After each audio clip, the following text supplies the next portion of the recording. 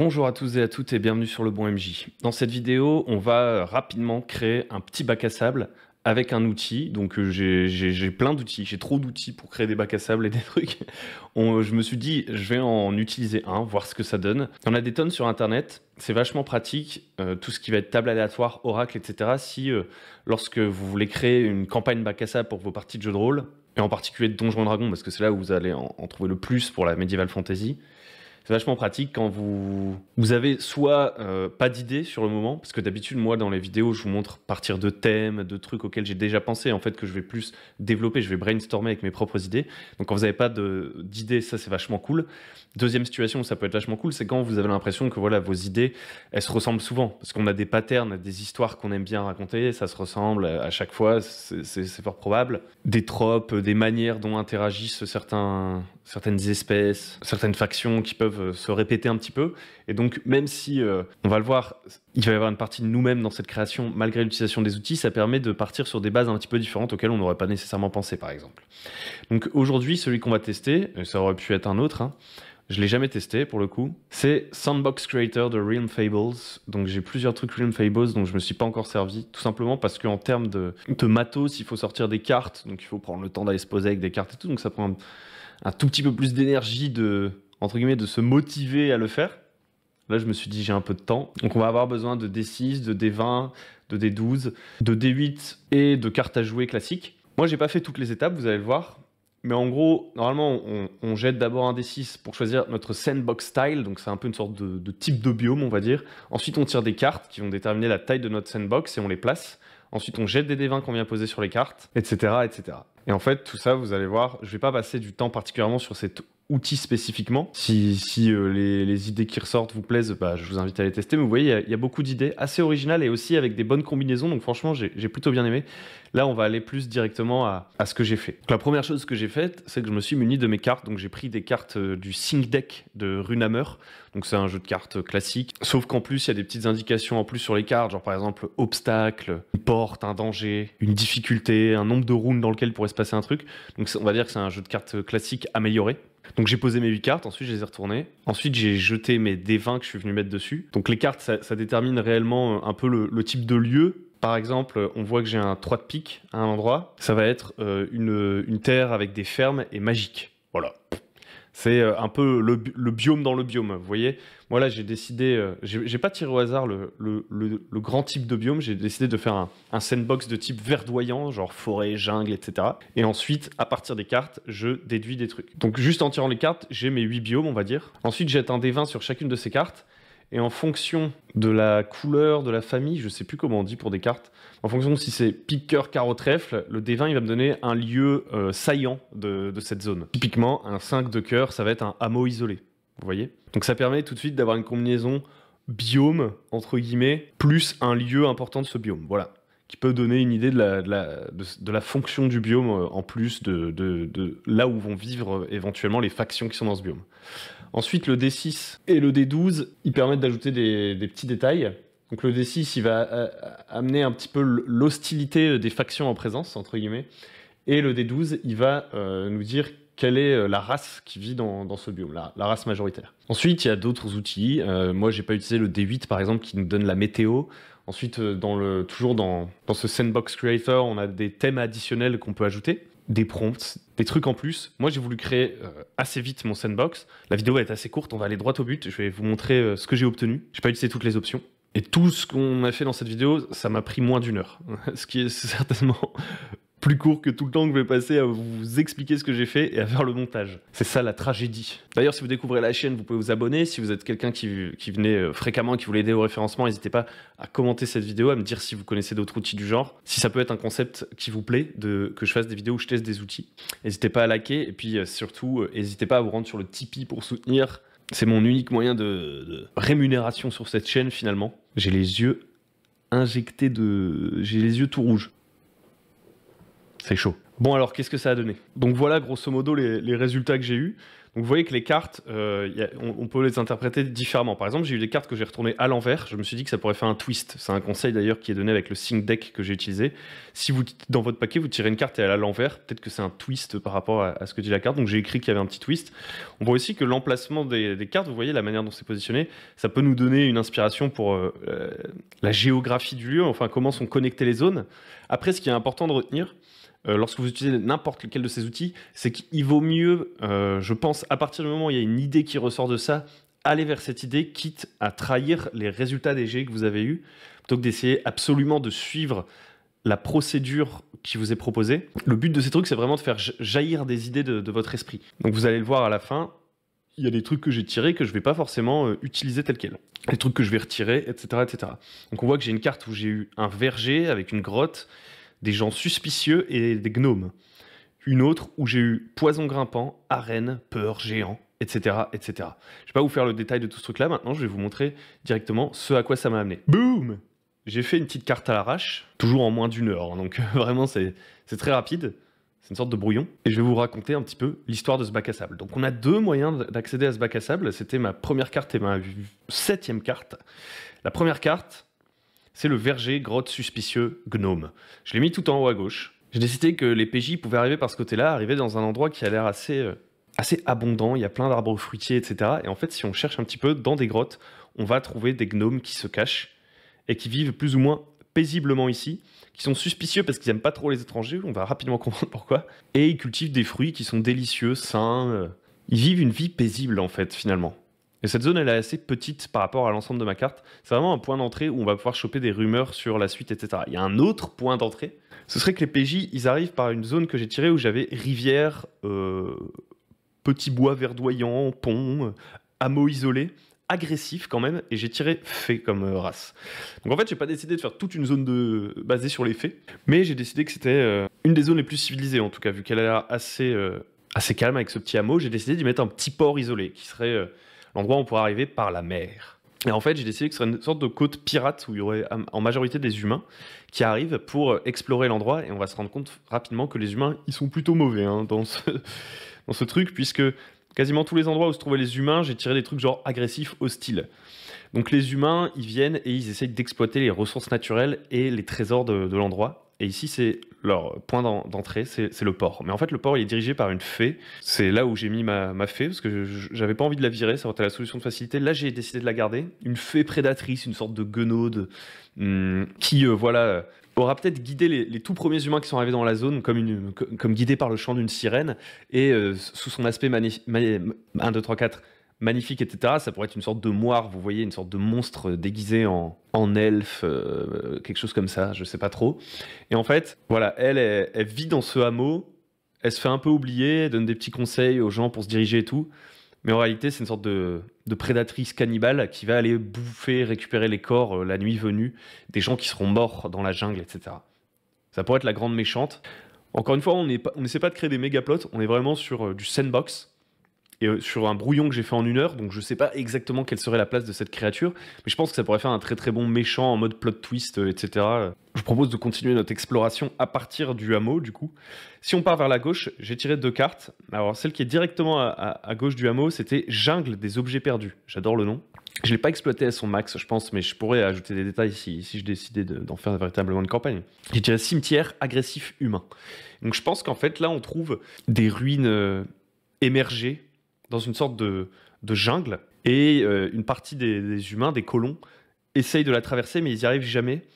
Et en fait, je me suis dit que objet perdu, ce serait lié au fait qu'il y a une sorte de confusion qui empêche les gens d'avancer, qui fait qu'on se perd tout le temps. Alors de temps en temps, il y a quelqu'un qui va quand même trouver une ruine et réussir à ressortir, mais personne n'arrive à vraiment aller à fond vers l'ouest, parce que quand on va beaucoup plus vers l'ouest, on arrive dans une zone où j'ai tiré marée noire, cité interdite. Enfin, marécage noir, hein, pas marée noire, genre le pétrole et tout. Oh non, pas ça, pas la vraie vie, s'il vous plaît. Avec cité interdite, paisible et elfe.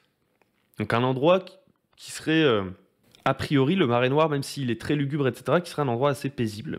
Je savais pas trop quoi faire de ce truc, donc c'est là où je me suis donné le plus de liberté par rapport à ce que j'avais tiré. Et ce que j'ai fait en fait, c'est qu'il y a plus d'elfes, mais en fait, sous le marais, il y a une cité elfique abandonnée, donc ça permet de mettre une partie un peu Underdark, souterrain et tout, bourré de trésors et de monstres évidemment, qui pourraient faire l'objet d'un donjon littéralement dans cette zone. Hein. Et donc ce serait peut-être une des premières civilisations qui est venue ici, c'était des elfes qui sont arrivés. Et ils ont créé des vergers, etc. Ils ont cultivé la jungle, etc. Et puis à un moment donné, ils sont partis. Et ils ont laissé des trésors derrière eux. Donc pour quelles raisons ils sont partis si précipitamment, je ne sais pas trop. Ils auront lancé du coup un sort de confusion sur la jungle qui se trouve à l'est pour empêcher les gens justement d'accéder à la ruine souterraine qui se trouve sous le marais. Donc ça crée un peu du mystère, etc. Et ça explique pourquoi les gens se perdent tout le temps dans la jungle. Et à noter que juste au-dessus, il y a la zone du verger avec les gnomes. Et donc je me suis dit que la zone du verger avec les gnomes, elle aussi, elle devait être atteinte par le sort de confusion, ce qui fait que les gnomes suivent des sentiers très bien établis puisqu'ils vivent depuis longtemps ici. Et que donc sans faire ami-ami avec les gnomes, on ne connaîtra pas ces sentiers, on aura de bonnes chances de se perdre si on est des PJ qui arrivons par la partie nord-ouest. Voilà, le sort, c'est une sorte de bouclier pour protéger la cité interdite. Et là, je me suis dit, vous vous souvenez, j'ai eu 2 cartes retournées avec un twist. Et là, je me suis dit que c'était le moment de les utiliser. Ce sont les 2 cartes du nord. Donc on a une forêt d'émeraudes tranchantes avec route commerciale et des orques qui ont peur. Poison grimpant, arène, peur, géant. 2 zones comme ça, bon, on y revient tout de suite. Mais ce que j'ai décidé comme twist, vu qu'elles étaient retournées, c'était que c'était des accès vers le monde souterrain par lesquels on pouvait plus facilement atteindre la cité elfique abandonnée sans se taper la jungle avec le sort de confusion. Donc tout en haut, ces 2 cartes, là, poison grimpant, machin et tout, on les fera en dernier. Pour mieux comprendre la situation, on va plutôt aller se diriger vers le nord-est, où là j'ai tiré ferme magique, tanière, hostile, humain. Donc on voit que les humains, ils ont agressif, hostile 2 fois, etc. Donc je l'ai interprété comme vraiment des humains ambitieux colonisateurs qui ne respectent rien. Évidemment, on pourra mettre des nuances de gris là-dedans, mais c'est la tendance globale de la faction. Et en fait, tout en haut à droite, du coup, ils ont réussi à créer une sorte de ferme magique, donc ils auront sûrement brûlé une partie de la jungle, etc., dans laquelle ils produisent les fruits, les mêmes fruits que les elfes cultivaient ici autrefois. Et en fait, je me suis dit que les elfes avaient peut-être fait une sorte d'expérimentation dans la jungle. Et ils avaient commencé à faire des fruits magiques qui peut-être créeront des mutations, donneront des pouvoirs et tout, je sais pas trop. Et dans cette ferme magique, du coup, les humains produisent dans les hautes terres un petit peu. Et j'ai tanière aussi dans cette ferme magique. Et donc je pense qu'en fait, ce que j'ai décidé, c'est qu'ils avaient cramé toute la jungle et tout, et du coup, ils se font attaquer par le pulpar, un monstre que j'ai créé, qui vit dans la tanière et qui les attaque régulièrement, donc ça peut créer une sorte d'accroche de quête, il faut éliminer le pulpar. Et comme dans mon machin, là, dans Sandbox Creator, il n'y a pas vraiment de table de monstres, etc., j'ai utilisé un autre outil. Vous voyez, on peut combiner des outils aussi. Je suis allé chercher Maze Rat, et j'ai tiré des caractéristiques d'un monstre, ventouse, lumineux, radioactif, le plus faible. Donc ça, c'est sa stratégie, il attaque toujours le plus faible en premier, et il est sournois. Donc j'ai décidé que c'était une sorte de vieux poulpe qui, je sais pas, vit dans la jungle, et il aurait bouffé tellement de fruits que c'est devenu énorme, immortel, avec des capacités spéciales, il est radioactif, vraiment un sale monstre. Et il est pas content qu'on se promène dans sa jungle. Et d'ailleurs, je pense qu'il y aura plein d'autres monstres un peu bizarres dans cette jungle, mais le pulpar, c'est vraiment le plus symbolique, un peu une sorte de boss qu'il faut surtout pas rencontrer si on tire une mauvaise table aléatoire, vous voyez ce que je veux dire? Et donc sa tanière, elle est pas loin de la ferme, il attaque régulièrement la ferme, donc il faudra peut-être des gardes du corps, etc. Du coup, maintenant qu'on a la ferme, ça nous explique mieux une autre carte, qui est la zone juste à gauche des fermes, c'est la forêt d'émeraudes tranchantes, route commerce, peur, orque. Donc là, j'ai décidé qu'il y avait des orques qui vivaient dans la partie un petit peu plus safe de la jungle, avant que les humains arrivent, qui vivaient pas trop mal. Bon, très certainement que ça doit être quand même des durs, enfin, pas des tendres en tout cas, mais ils ont quand même peur. C'est-à-dire qu'ils se sont un peu fait soumettre par les humains en place, et je pense qu'ils servent un petit peu de guide pour traverser la jungle, parce qu'ils la connaissent, mais ils servent aussi d'esclaves, à mon avis. Et donc, cette route à travers la forêt d'émeraudes tranchantes, elle est très dangereuse. Il y a certains orques qui collaborent un peu avec les humains arrivés pour les guider, d'autres qui servent de porteurs, etc. Donc, ils sont peut-être pas esclaves à proprement parler, mais ils sont complètement sous-payés. On leur donne des breloques qui valent rien pour les humains. Mais les orques, ils sont tout contents parce qu'ils connaissent pas, ils ont jamais rien connu d'autre depuis des générations que cette jungle. Donc, en réalité, ils sont exploités. Et il y a sûrement déjà eu peut-être des conflits parmi les orques sur comment gérer cette intrusion humaine qui auront donner lieu à des mutineries, puis à peut-être des retours de bâton de la part des humains. C'est pour ça que les orques ont peur. Un autre peuple qui a peur, c'est celui de la carte poison grimpant, arène, peur, géant, qui j'ai décidé de l'étendre à toutes les montagnes au nord, en fait, la chaîne de montagnes. Donc c'est une montagne qui est habitée par des géants qui sont plutôt passifs. Ils ont peur d'intervenir, c'est un peu des lâches, dans une forme d'hédonisme. Ils vivent tranquillement dans leur montagne, c'est des bons vivants. Et ils ont pris quelques mauvaises habitudes, puisque tout simplement, ils attrapent les humains qui se perdent de temps en temps, ou des orques, ou bien ils vont racheter les criminels que les humains ont dans leur rang pour les faire se battre dans une arène. Donc c'est un peuple assez lâche, qui n'intervient pas trop, mais peut-être qu'on peut aller lui parler, peut-être qu'on va pouvoir trouver des leviers pour en faire des alliés au cours d'une campagne. Il y a un autre endroit où là, peut-être, il y a un peu plus de politique qui peut se jouer, c'est la dernière carte, c'est la jungle sombre pourpre avec des jardins paisibles et d'orques. Donc je pense que tout en bas à droite, ce sont une autre tribu orque, je pense, qui est une tribu de druides. Peut-être qu'il y a une sorte de hiérarchie entre différentes tribus d'orques, et que là c'est la terre sacrée des orques, et que les orques ne prennent pas les armes pour bouter les humains en dehors de la jungle, tout simplement parce qu'il y a une sorte de traité de paix, de non-intervention, une zone interdite dans laquelle les humains n'ont pas le droit de se rendre et où vivent certains orques qui voient quand même la souffrance de leurs amis à côté, mais qui n'ont pas envie de verser le sang non plus, avec des druides un peu indécis, quelque chose comme ça, qui sont réfugiés dans cette jungle sombre pourpre où il serait assez facile de se perdre et où ils sont bien cachés. Voilà, ça m'a pris 1 heure tout ça. Je pense que c'est un assez bon truc parce que, enfin, en fait, il y a quand même beaucoup d'idées de microbiomes. Vous voyez, des fois, ce que j'ai bien aimé dans cet outil, c'est que des fois, vous allez avoir des sandbox generators où il va falloir combiner plein. Alors, c'est bien, hein, ça marche aussi, mais combiner plein de verbes, d'adjectifs, etc. pour créer des biomes variés. Ou alors des sandbox qui se font pas chier. Il y a une table avec montagne, forêt, etc. comme biome. Bon, c'est quand même pas très varié. Ensuite, vas-y, si t'es pas un grand voyageur, je sais pas quoi, pour décrire plein d'endroits différents dans une forêt, plein d'endroits différents dans une montagne. Là, je trouve que dans le sandbox verdoyant, en fait, la meilleure partie, c'est vraiment la partie carte. Parce que si je choisis de faire un sandbox verdoyant, bah, j'ai 52 biomes verdoyants, entre guillemets, à mettre dedans. Vous voyez. Donc ça, c'est vachement cool, avec des combinaisons déjà faites, assez sympas, avec quelques mots assez évocateurs. Vous voyez, ferme magique, machin, truc. J'aurais rarement pensé à faire une ferme magique, moi. Des fruits magiques, etc. J'aurais eu l'idée. Mais juste une ferme qui produit des fruits magiques, vous voyez, bon, ça me serait pas tombé sur le coin de la gueule comme ça. Moi, pour moi, une ferme, c'est vraiment un truc que je décris dans un voyage. Il y a rarement des enjeux autour d'une ferme. Voilà, là il y a cette agriculture de sorte de fruit du démon, la One Piece, là, je trouve ça assez rigolo. Donc ouais, plutôt cool ce truc. On peut regarder vite fait quand même les autres outils qu'il y avait. Alors déjà, vous voyez qu'en termes de biome, là, donc on avait verdoyant, wasteland, donc plutôt un endroit pas terrible, genre le Mordor, un désert, un truc comme ça. Alpine, donc dans les forêts. Grassland, donc c'est plus classique, petite campagne. Océan et planaire, donc vraiment avec beaucoup de magie, j'imagine. Et donc dans les thèmes additionnels, qu'est-ce qu'on a? Là, on a des sortes de fronts, j'ai l'impression. Vous voyez, le peuple a été emprisonné, un prince banni est de retour, la terre est en train de se désintégrer lentement, la mort vous change uniquement ici. Oh, c'est pas mal ça. On peut pas mourir, on change. Quand on arrive à 0 point de vie. Enfin, il y a quand même des idées très sympas en fait. Ensuite, sim prompt. Là, c'est vraiment plus des tropes. La grande trahison, le sacrifice du héros, la recherche de la vengeance, sauver son amour, gagner de l'honneur, la foi en l'amour, un test de loyauté.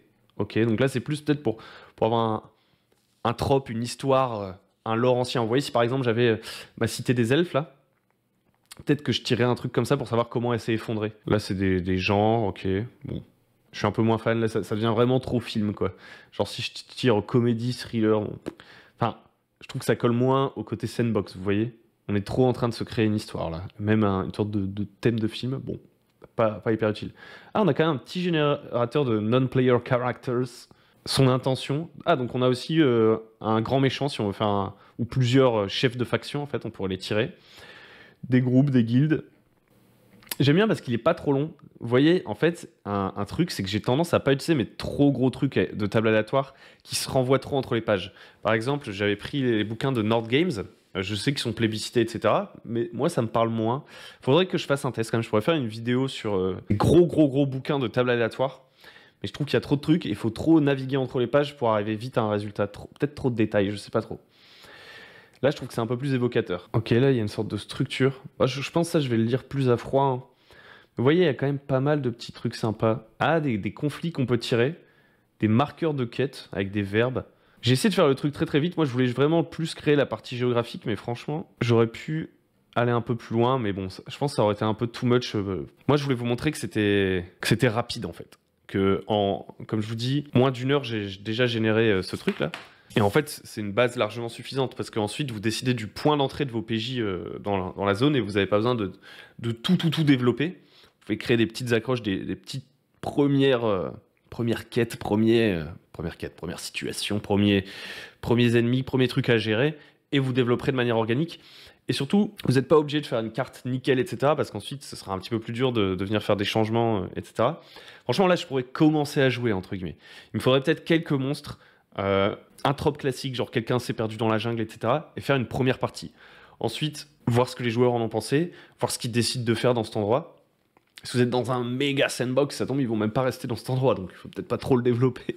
Mais ensuite, voir un peu la direction dans laquelle ils veulent aller, quelles factions les intéressent, grâce aux rumeurs qu'ils ont eues, quelles sont un peu leurs intentions, pour développer en fonction, et pas trop surdévelopper, parce qu'en fonction de la direction dans laquelle va la campagne, même si on est sur du bac à sable, on peut avoir envie qu'il y ait un peu de l'intensité dramatique qui arrive un petit peu à un moment donné et tout. Voir ce vers quoi les PJ tendent, ça va nous guider vers sur ce qu'on doit approfondir, améliorer, préparer plus. Donc je pense que je n'irai pas beaucoup plus loin que ça pour commencer à jouer. Pour être tout à fait honnête, j'irai sûrement beaucoup plus loin que ça. Je créerai plein de trucs, mais qui serviraient à rien, quoi. Et que je changerai très certainement. Mais j'ai tendance à surpréparer au début pour le plaisir. Quitte à ce qu'il y ait beaucoup de choses qui ne soient jamais jouées et que je change par la suite. On va dire qu'en termes de purement fonctionnel, purement utilitaire, je pense que j'aurais pas besoin de beaucoup plus. Voilà. J'espère que cette vidéo vous a plu. J'ai essayé de la garder assez courte. N'hésitez pas à liker, à me dire ce que vous en avez pensé en commentaire, à venir sur le Tipeee pour soutenir. Un grand merci à tous les tipeurs. C'est grâce à vous qu'il y a toutes ces vidéos. Et vous pouvez aussi venir sur Discord pour discuter de tout ça. Mais bon, Discord, ça n'aide pas cette chaîne à se référencer. Alors faites-le plutôt dans les commentaires. Allez, ça coûte quoi? Sérieusement. Allez. Bisous. À très bientôt.